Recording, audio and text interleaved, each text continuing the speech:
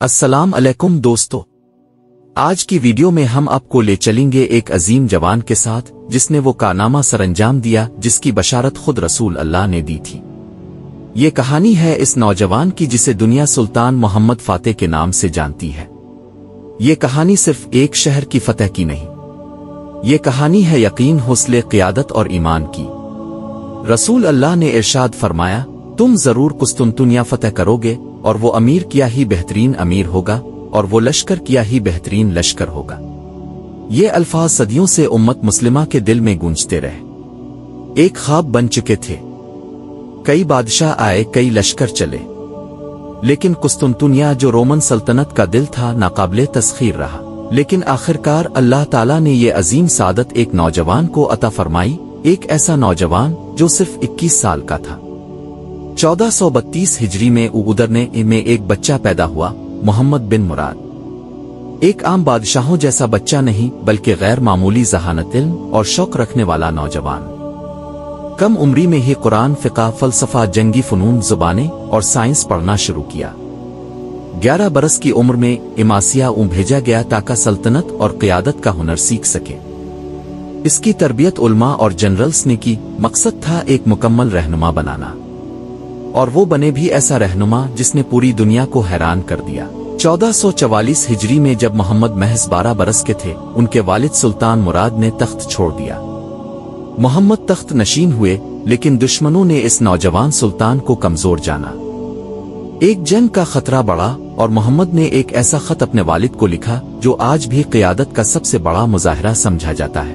اگر آپ سلطان ہیں تو آئیے اور لشکر کی قیادت کیجیے، اور اگر میں سلطان ہوں تو حکم دیتا ہوں کہ آپ لشکر کی قیادت کیجیے۔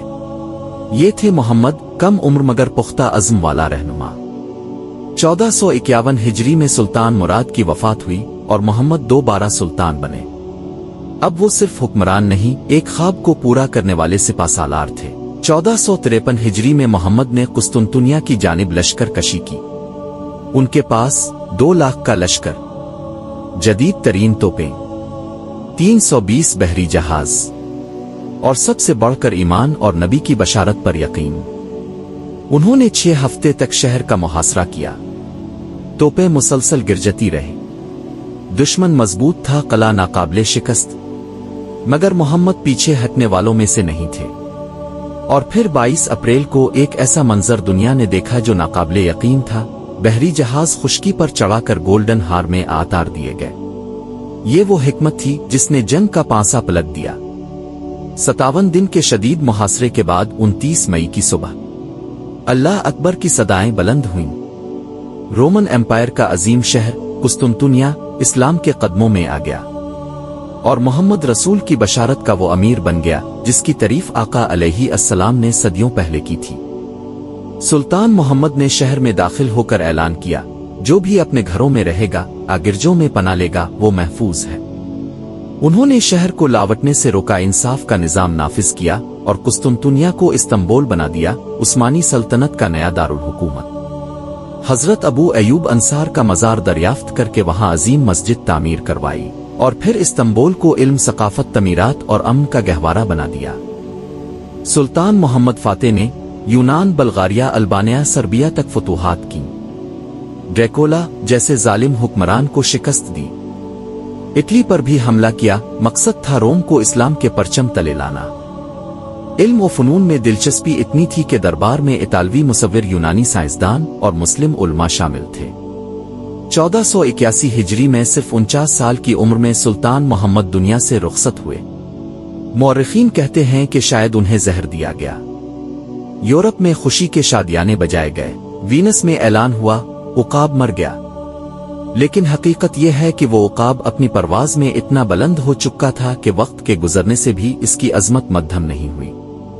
ناظرین، سلطان محمد فاتح ہمیں یہ سبق دیتے ہیں کہ اگر ایمان ہو، مقصد واضح ہو، اور حوصلہ بلند ہو، تو 21 سال کا نوجوان بھی تاریخ کا دھارا موڑ سکتا ہے۔ آج ہمیں پھر ویسی ہی قیادت کی ضرورت ہے، ویسا ہی جذبہ، ویسا ہی ویژن۔ اگر آپ کو یہ ویڈیو پسند آئی ہو تو لائک کریں، کمنٹس میں اپنی رائے دیں، سبسکرائب ضرور کریں تاکہ ہم اور ایسی تاریخی ایمان افروز کہانیاں اب تک پہنچاتے رہیں۔ ملتے ہیں اگلی ویڈیو میں ایک اور کردار ایک اور سبق کے ساتھ۔ اللہ نگہبان۔